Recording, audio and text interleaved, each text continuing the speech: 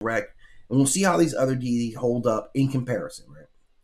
So the first one, again, we go to Chaac. I'm trying to pronounce that right. Chaac. Chaac, right? You got to cut that K. The A's got to be like father, father, Chaac, right? So you got to be hardcore on that, right? Or they'll shred you. I'm trying not to get shredded. He is known as the axe that feeds civilization. Now, right off the bat, I really like that, man. I'm not gonna lie, it just has, it has, not just a self-importance, but a topical importance. He knows what's important to all the rest of us. We want to eat. He feeds civilization. This is the guy that makes sure when I get off of here and I go in the kitchen that there's going to be something there for me to eat, right? Which I'm going to be very, very excited about because I'm already getting hungry, right? I'm already hungry right now. So I'm glad I know that Chaac took care of things. But he's also known as the god of rain. He's also known as Lord of Lightning, bringer of storms. Love that, right? That's one of the best. He who splits the clouds, very important name, gets right to the point of what he does. Axe bearer of the sky, which you see him repping his axe right there. No lies detected. Not one single lie detected. And the Lord of the four directions, which is always about wind current, right? And this guy comes from like ancient Mayan inscriptions.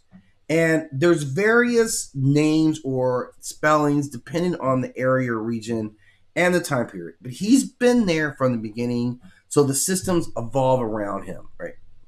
And you can see the Yucatan Maya is primarily where the information that we get about him comes from, but he's also known from the classic Maya glyph inscriptions. So this is the whole point, okay? Now, there are four Chaacs, essentially. There's the east or red Chaac, the north or white Chaac, the west or black Chaac, and the south or yellow Chaac. That is mad racist. I don't know why I felt that, but I just kind of feel like it is, right? So what the symbolism of it actually means is more important. Lightning is not singular. Lightning is directional. It surrounds the world. So that kind of just ties into that component. And who, the when, where are the people? So let's talk about who are the people that embrace these deities. He emerges from the civilizations of the Mayan. We're around southern New Mexico, the Yucatan Peninsula. This would be Guatemala. This is what Belize. This will be Western Honduras. These will be places right in his wheelhouse for making a name for yourself. Especially if your name is, I be jacking people if they have lightning power. So this is kind of where he is, okay? And his time period, his time range, right? So he's southern Mexico, he's Guatemala, he's Belize, he's Western Honduras. His time periods will start as far back as 2000 BCE at the beginning of Mayan culture. That's very important that he's baked into the culture. So we're not surprised that we see a cultural output of him now. He continued to the classic period, 250 to about 970 CE, Common Era. And then post this, he's been involved with this period from approximately 900 to about 1500 BCE. He does have Greek-style myths written. So he does not have Greek, Zeus-style myths written.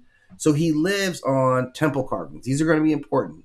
Glyph inscriptions and ritual reenactments, right? That's how he stays along.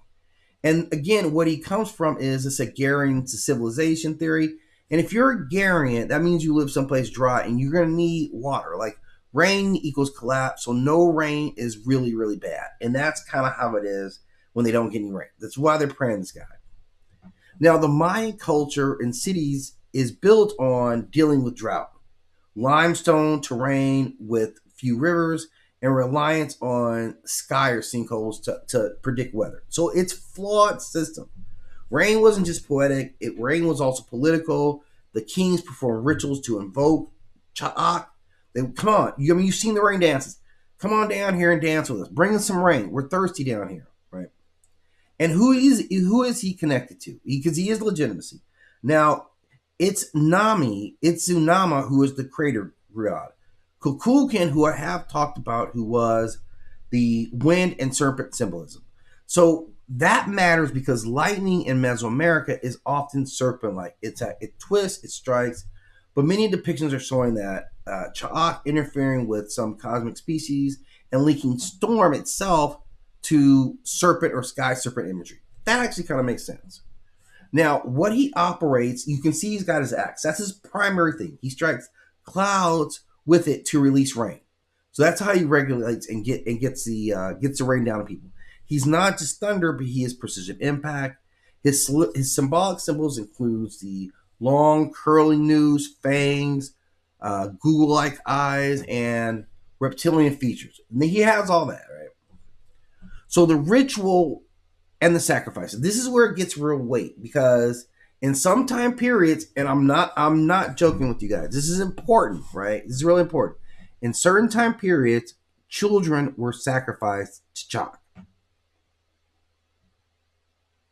So that changes the math. Like, now you don't seem like such a cool guy that you allow, children. But at any rate, children's tears were symbolized as rain.